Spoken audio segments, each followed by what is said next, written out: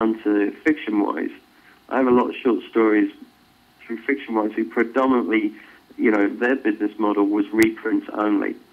If it was in magazines or you had a book that was already out with a major publisher, that was all they published. Didn't publish anything new.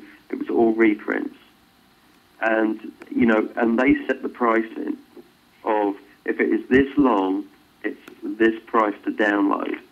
If it's a book, it's this amount. And so they stuck to a hard and fast sort of pricing, if you like, similar to iTunes. In that, I think the average story costs about 60 cents to download. Whereas, iTunes was 99 cents and now $1.29 or whatever. But, that was how they did their model. And I know they're having to revisit that because of the impact of Kindle. But, they went with the very hard and fast rule of this is the price, take it or leave it. And in some respects, I sort of wish that Kindle sort of did that.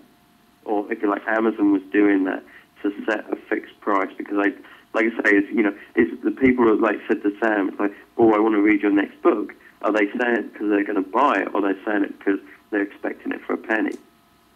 From the feedback, usually it was like, well, and I'll buy it. Or one of them was like, because I got it for free, I will buy whatever you write. That kind of a thing. But I don't know what it translates into numbers, but what I think it comes down to is there's two levels. There's sort of the micro level, which is maybe an individual author or a group of authors could maybe make good money off of this model.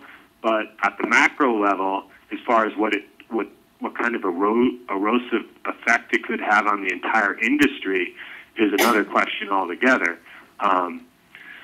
It's going to drive down prices, that sort of thing. If people are doing it in large numbers, it's going to drive down prices for sure, and basically kind of erode at the profits of publishers and established authors going forward. I do want to remind the viewers that we've had, looks like about 60 different viewers coming in and out while we've been on the air. I want to thank them for tuning in, and we are coming down to our last few minutes here.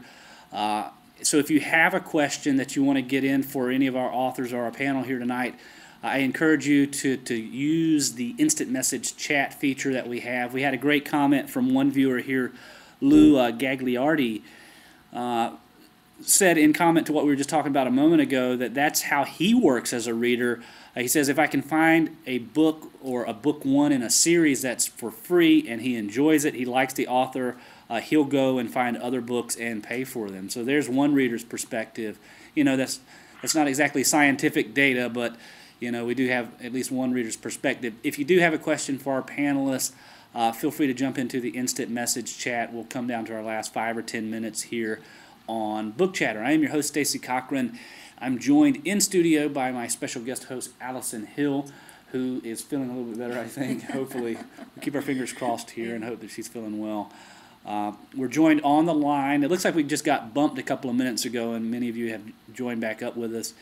But we're joined on the line by authors Simon Wood, Sam Landstrom, and Holly Christine. So, I guess my final question as we're going around here is, if there's one thing that you need from ebooks or from traditional publishers, if there's one thing that you kind of think about from day to day that, man, if this really was easy to do, it would be great for me and my sales or for reaching a broader audience. I know the one thing that would be great for me that I think of is if DTP, the Amazon Digital Text Platform, allowed me to put up a book for free. I think that would ultimately, I'd put up a novella or a short story, and it would act as a lost leader. Maybe it would lead to other sales, maybe it wouldn't. That's one thing that I think of on a day-to-day basis that would be really helpful. So how about you, Sam? What would be something that if you could wave a magic wand and have it work the way that you wanted to, technologically speaking, what change would you make in how you're publishing books right now? Same thing. Rapid price change, rapid book update. I like to update my books a lot too. If I see issues or if I see even little plot changes I want to make the change. it's really cool that ebooks allow that. It's almost like a website update. So I'm just there with you. One quick comment on the loss leader thing. Loss leaders between unrelated books is probably one thing. What I see most often on Amazon with loss leaders is it's the first book in the series, and that's key. If you're not going to if you read the first one in the series, it's a very good chance then I'm sure you're uppicking the percentage of people who are going to go on and buy the next book versus just they love you as an author so much that they're going to go buy an unrelated book. So I'm doing it completely wrong in that I wrote a sci-fi book, and I'm not writing a sequel at the moment, although I plan to someday, and I'm writing a fantasy book. Sam, I love your insights. You're a friggin' genius. You make me think about things in a different way. I've got a sequel coming out for the Claws book. Actually, I'm planning to put it out next summer, Claws 2. This time it's grizzly bears. The first book is about mountain lions. And, it would be really cool if, in conjunction with launching Claws 2, I could put Claws 1 up, the first book in the series, for free. That would be much more effective, I think, than say getting your novella up there for free. I think so. Claws. Oh, do tell. So, Holly, what one thing would you change if you could change something about how your books are reaching readers, or how the technology is working for you or not working for you? I think that technology. I'm with you with. Amazon's DTP allowing independent authors to price their work for free or a penny.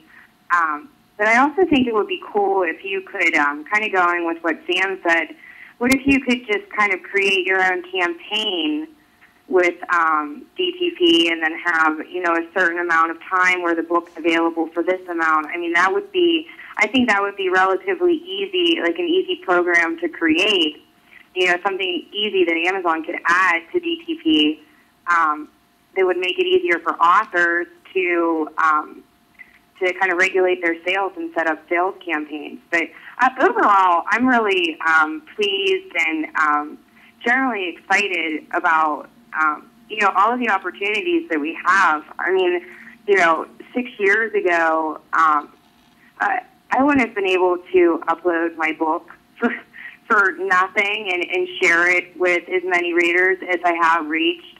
I wouldn't have been able to, I haven't spent money.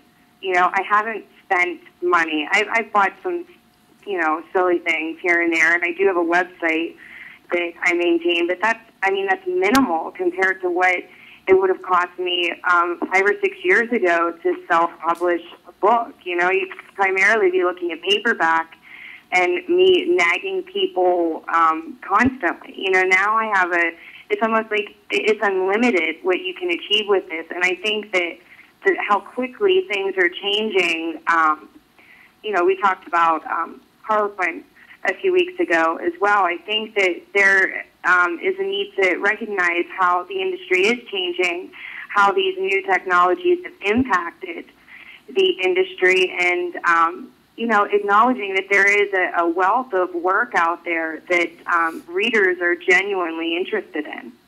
So it's definitely changing. I wouldn't say it's leveling the playing field by any means, but it's totally added a few more bases.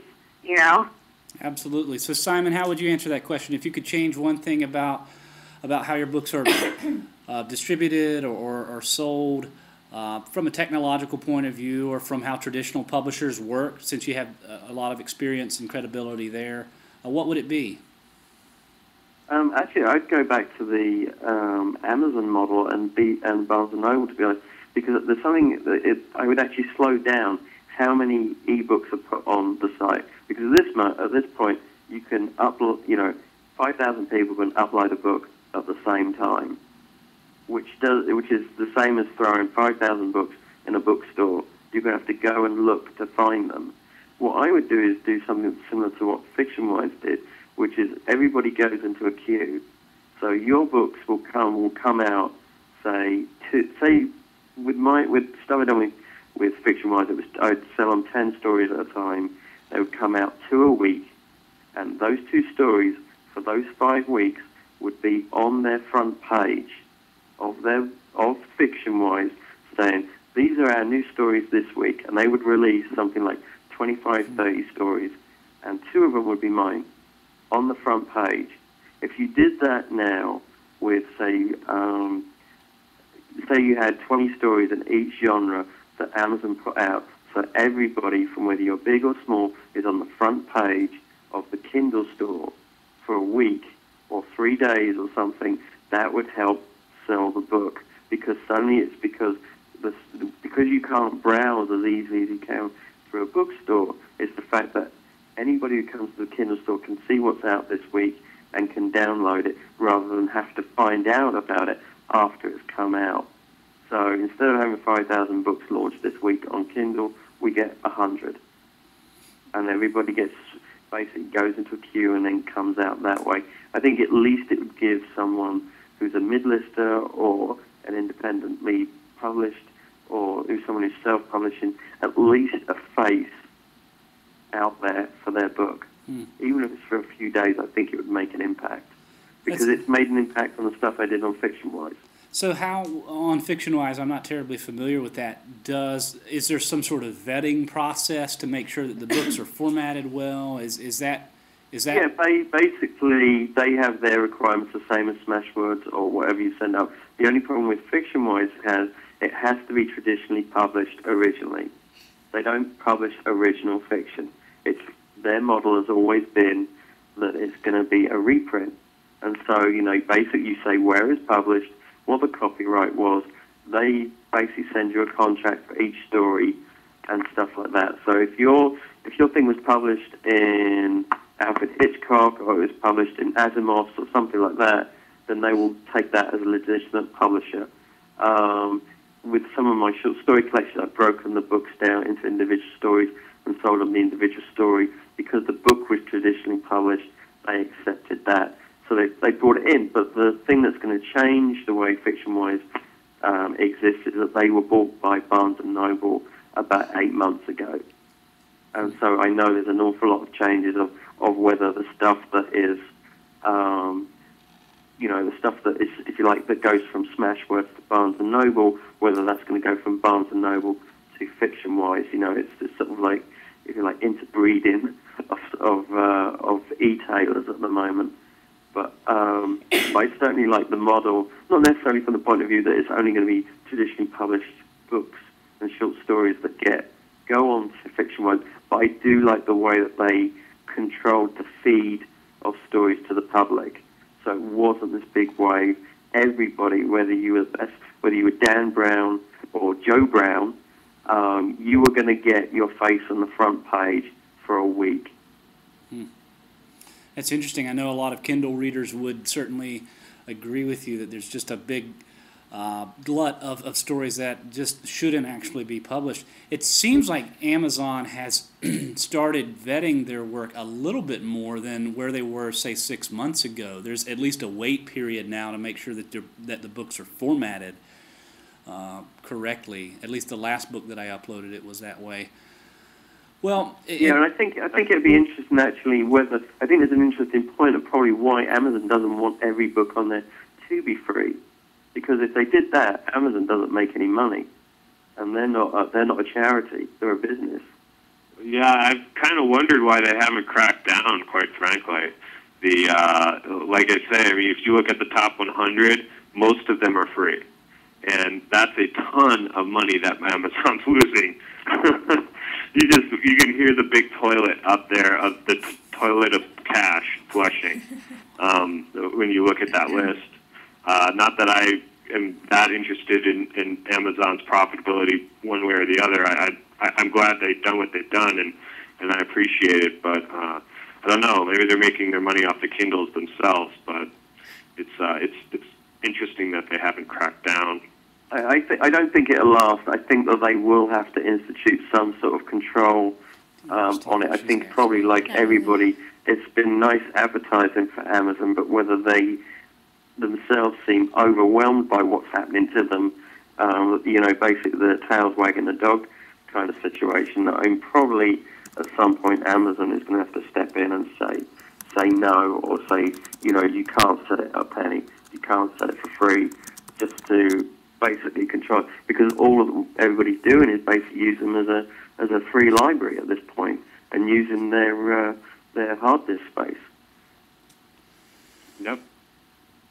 And making a little bit of money at it. I think it'll be interesting to see where it goes. Some of the things that have bubbled up in the news in the past week is I don't know if you guys caught this in the news, but in the publishing news, but BookSurge is going to be phased out. Did anybody catch that in recent publishing news? I don't know the details. Yeah, basically Amazon they bought BookSurge a couple of years ago. Of course, they also own CreateSpace, which does the exact same thing as BookSurge. And so what they're trying to do is phase all of the authors on BookSurge, which Amazon owns, over to CreateSpace and has them create accounts there. And I think, like what you said, Simon, with FictionWise, it sounds like FictionWise has now been bought by Barnes & Noble. Is that right? Yes. I think it's interesting that these book retailers like Amazon and Barnes & Noble are really getting into the business of publishing fiction now, at least in a kind of new model sense. Well, I think in the future it's going to be interesting what happens to them, because there's going to be a point, if you like, that the publisher is going to almost be squeezed out of this arrangement to a certain extent. Well, and I mean, the one thing in England which is sort of slightly bizarre is the biggest force in publishing is actually a chain of bookstores. They actually own most of the distribution, and they own 2 UK publishers. And at one point, they were trying to buy Simon & Schuster. And so, it was you can almost see that's what the Amazon's done, if you like, and Barnes & Noble's done in the last few years, is basically buy up through the food chain. Yeah, and they've made a couple grand off me that they wouldn't have made had they not opened up stuff to, independent authors, and no publisher got any piece of it. It was just Amazon just taking the majority of the money from the work I did and just facilitating through their system. And I imagine Amazon would like to do a lot more of that if they could. Yeah. Of course, they want to charge, and they didn't make money off my 1-penny books, or my 1-penny sales, but my other sales they do, and every day they make a couple bucks, and you multiply that by thousands. Yeah. There are some interesting revenue streams that they're probably generating, but anyway.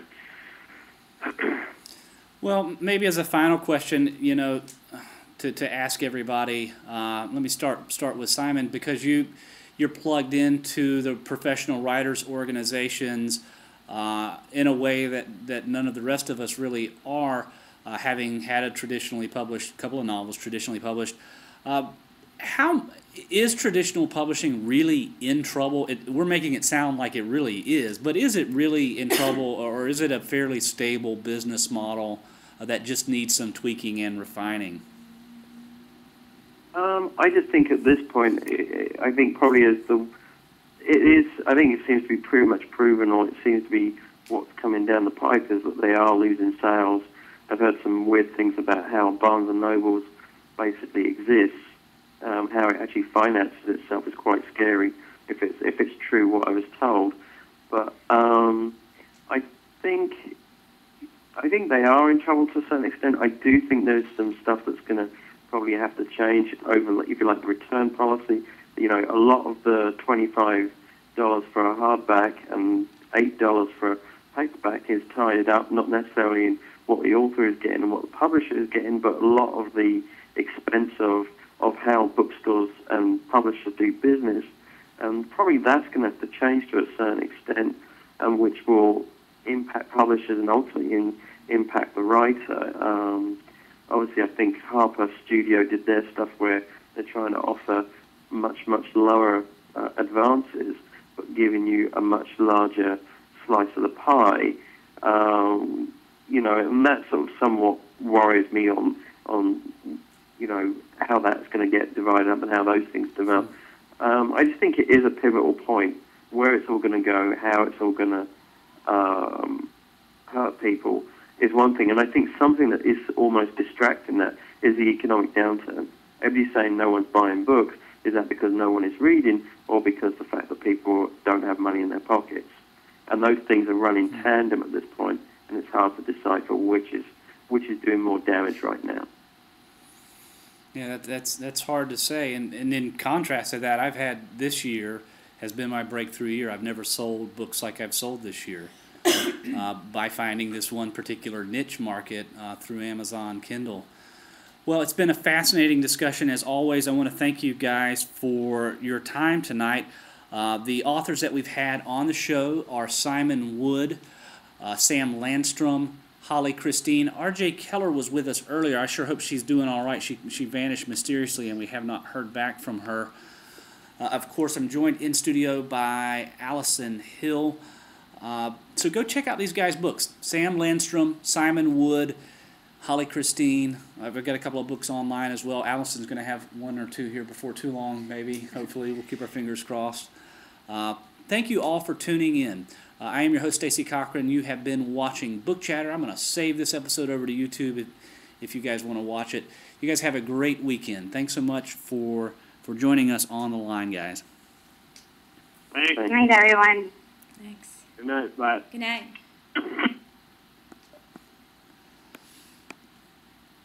So we will stop broadcast.